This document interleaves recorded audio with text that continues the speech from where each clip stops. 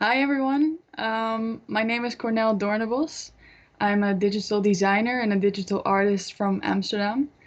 I currently, like a few weeks ago, I graduated, so really recently, and I've been working in digital for around 1.5 years now. I started off doing this because there was a minor at my university working with Clo, so I have a lot of experience working with Clo. Um, did some projects for this, which I will show you later. And afterwards, I also did a minor in virtual reality. So I also have experience working in programs like Blender, Unreal Engine, Maya, Unity, etc. Unreal Engine is the main thing I used also for my graduation project, which I will also be showing you later. And mainly my way of working is basically um, I was thinking about how I could describe it, and I think for me it really comes from the story and the statement that I want to convey with the project itself. And instead of using the product, or instead of using the concept to back up the product, I kind of use the product, in this case maybe clothing. I use the product as a way of to back up the concept. So yeah, the focus is really on the story and everything around the product, because I think this plays so much a role in also bridging the gap between digital and physical. Um, in physical, you can create really nice editorials, but also you should definitely not undermine the fact that you can also do this really beautifully digital. Um, so the fact that digitally you can have a really strong storytelling point as well. Um, so first off, I want to show you one of my projects, which is called Bodycut, which I was working on like 1.5 years ago. So the first project I used Glow in, and this was really about the way that society um, has a tight clench, or on the way that female bodies are presented and represented, and the fact that in a way society creates a problem to be able to sell the solution. So I focused a lot on defects, or what they call defects, which don't necessarily have to be defects. Um, and also focused mainly again on the uh, on trying to bridge this gap between digital physicality and physical physicality, tactility. Um, Mainly because I did research into this, and there was this study that showed that there's a really big need for this, because we call it a touchscreen, but what are you touching? You're touching a flat surface. So there's actually a really big need for tactility. Um, so the way that I went about this is I went into these skin defects, right? So I I chose a few ones like scars, veins, wrinkles, etc. And I created my own molds out of this, created out of plaster and eco latex. And I'll actually show you an example of this. So, for example, first I created this plaster mold. This was based on like the veins or the wrinkles in your hands and on your skin. And based on this, you can also then create an eco latex material, which is already really nice to see. But I used this and scanned it in with something called a visu scanner. Maybe you guys have heard from it before, but a visu scanner basically makes a really high quality picture of the object that is laying underneath the camera. So you get the diffuse layer, you get the ambient occlusion, you get the normal map, you get everything.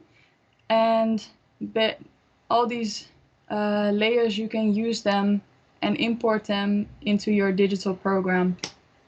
So this is what I used, and I did that in Clo. I will share my screen and show you a few things I created using this technique.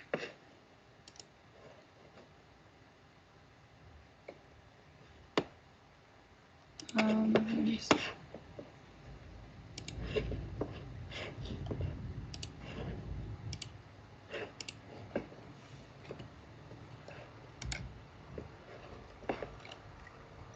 Right, so this is my website, by the way. It's also in the description. It's corneldoornebosch.com. And here you will be able to see the project I was just talking about, called Bodycut. A little description. So again, beauty has been stolen from the people and sold back to them under the concept of luxury. This was the main driving force for this collection. And over here you can see the textures I created. So this is the first one I just showed you, which represents a hand palm or aged and stretched skin, etc. So all of these textures, I created them myself with plaster or with eco latex, and then scanned them in to use them on garments. So here you will see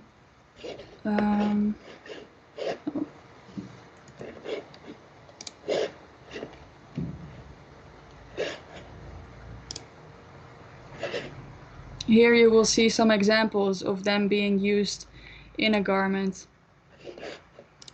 And you can really see the way that it just makes it come to life more, and also now maybe it doesn't come off as well, but if you really zoom in, you can see really high detail in the texture, and I think this really contributes to making a digital garment come across more real. So this was one of my projects. The other one I would really like to show you is the one I graduated with a few weeks ago, and which is called Man-Made. And Man-Made is mainly focusing on the way that AI in the future. So it was this whole future scenario, and I watched a lot of series and combined a lot of different resources. And the main thing about Man-Made is showing the way that AI in the future might think that they're superior to humans, right? We created AI, and sometimes humans can be so narcissistic and full of themselves that we want everything around us to be just as intelligent and just as beautiful and complex as we are. Just like we're creating these machines right now, we want them to have consciousness, we want to have all these traits that we have as well. And Man-Made focused on the way that we are kind of creating a super version of ourselves, meaning that if this machine or if this AI would inherit all of our traits, it would look down on us, just like we nowadays look down on our environment. And so for this, I created a human zoo built by AI and narrated by AI, and showing 4 different habitats. I had an art gallery, a research lab, a prison, and a place of worship. I will show you now a piece of the film I created as an end product for this project, for the graduation project. And yeah.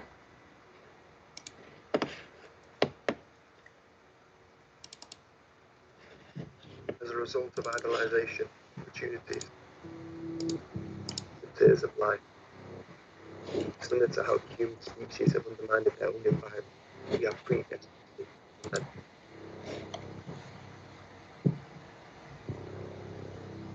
So this is the first habitat, and in the research lab the focus was really on a technology called CRISPR-Cas9. And using this technology, we would be able to edit our own DNA and the DNA of plants and all organisms around us. And the way that this can have really dark consequences if we don't use it responsibly.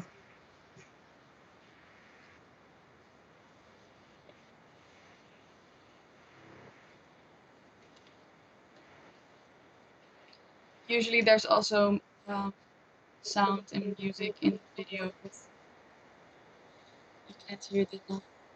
So maybe you can look it up on the website.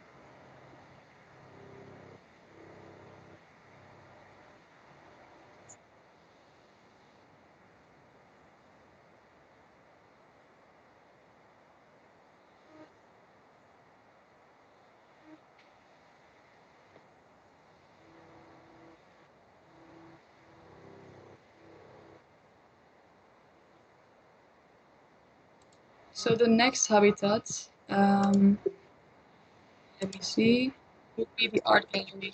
And in the art gallery, the focus was mainly on the influence captivation and isolation has on humans. In regards to COVID-19, of course, and also the way this has an effect on the way we behave and our well-being.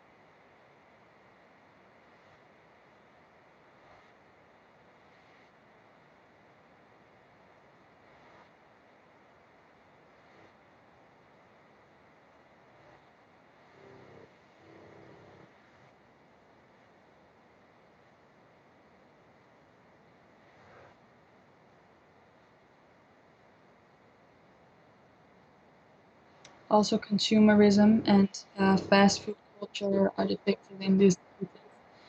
The way that we're kind of slaves to consumerism and also its connection to the Trojan horse statue that was presented before.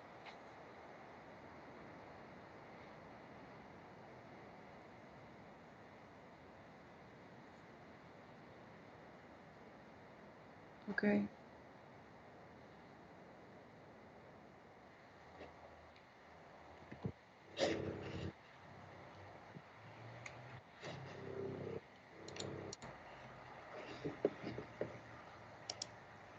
All right, sorry, I just heard that you couldn't hear me hear me speak.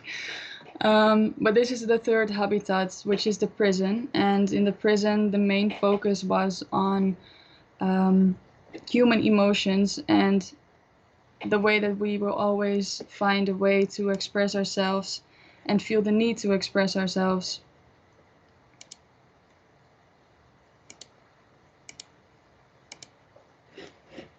Oh, I don't think it's... So as you can see here, the way that humans respond to captivation, pacing tracks, and this is all connected to my research in what kind of effect it has on animals and the way that this will be applied to humans if humans are put in the same space like we are doing that right now to animals, but then by AI.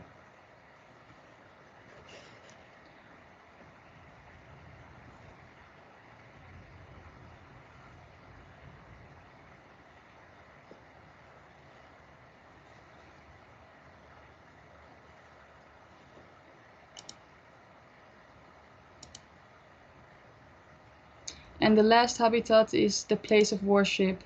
And in here, the focus is on the way that AI in the future might make use of the fact that humans are really faithful and are always looking for all the answers that they have, especially when it comes to life and why we're here. And will be faithful to anything that can answer this question. So also I created some pieces in this habitat, which is like future camouflage and future censorship.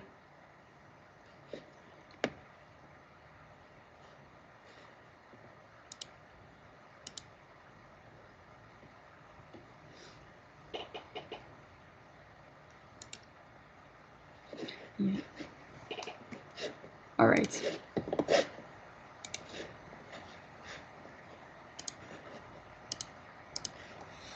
All right. So those were two projects that I wanted to show to you, and so also the way that, for me, I really noticed that. I mean, of course, I've been educated as a digital designer, but I really think the way that we present garments and products around the actual product itself plays a really big role in creating this story around a product, and therefore creating more meaning behind it, and also using this as a way of making some sort of statement and telling your story. And that's really something I wanted to do in this project called Man-Made. I try to connect it as much as possible to current events that are happening right now. And I think it's really important to talk about this in your work. And as an artist, I think it's really important to have these elements and not only focus on the product and, like I said, having the concept to back that up. I think it's really important that that is in balance. Also for Helsinki Fashion Week, I worked together with the designer called Sophie Raumans, and together we created a look, and I would really like to show you this and talk through some things in Clo, how I made it work, and how this process went about.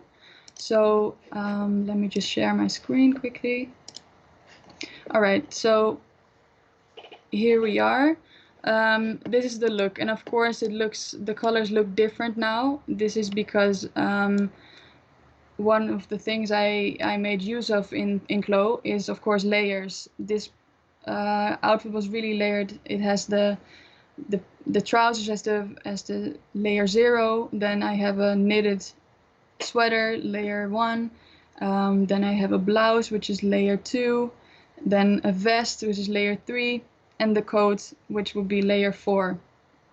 And also tying around the elbow,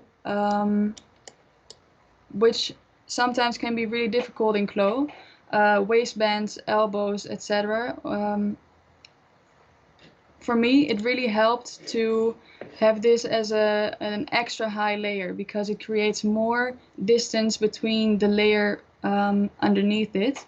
And therefore, if you put the ties on a higher layer, it won't pull through the layer underneath it. So that's what I used, and it worked. And also, you might be able to, if you like the result as it is, you can just freeze it and make sure that it doesn't move anymore, which could really help you out.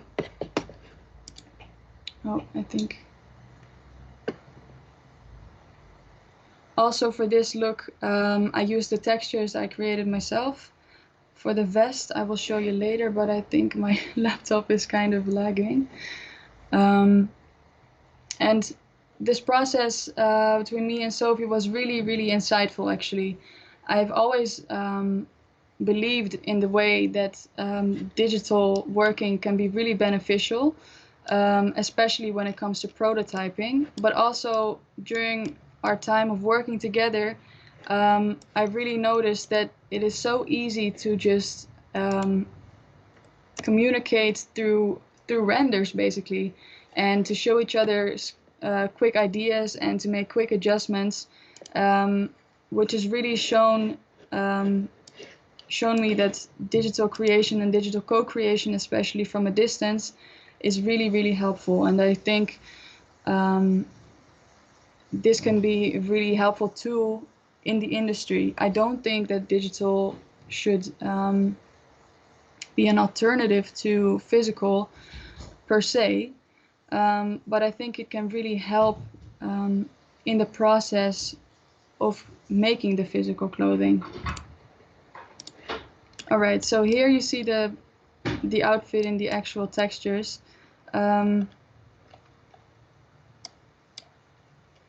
And the layering.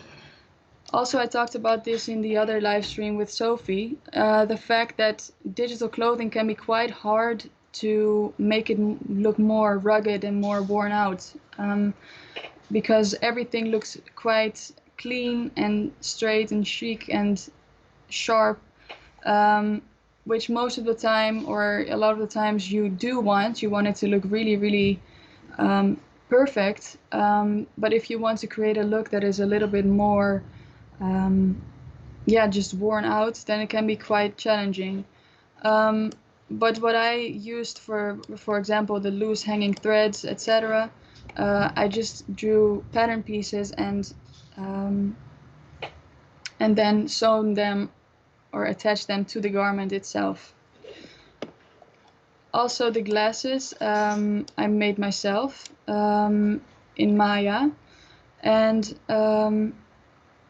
I think accessories like these is a really fun way of adding to your outfit. And I think if you're interested in digital programs like these, I think it's really nice to just try things out. And you really don't need a lot of skill to be able to do it.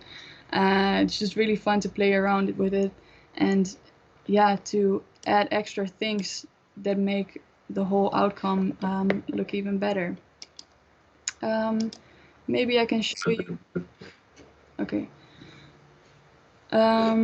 Maybe I can show you the outcome of it.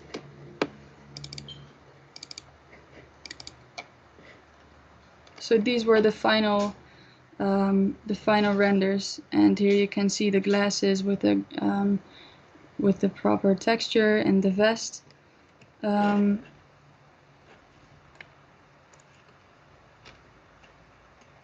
Yeah. All right.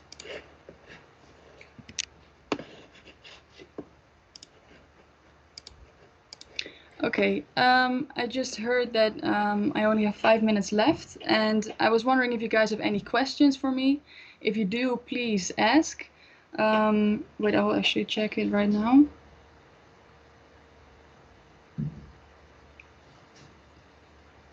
No, I don't think there are any questions right now. But yeah, I would really like to thank you guys for watching the live stream, and definitely keep your eye on the page of Helsinki. Also because I will be working, I'm currently working with another digital designer called Alison Murray, and we're creating the digital fashion show for a jewelry designer called Roma Narsinghani. And which is going to be really exciting, and I hope you stick around for this, and of course also for the rest of the fashion shows that will be shown next week. Me myself, I'm really curious to see all of the work created as well, also by NDA, which is the company in Paris that is working on digitizing all of the looks right now. So yeah, definitely stay tuned for this, and thank you guys for watching, and have a really nice day. All right, bye bye.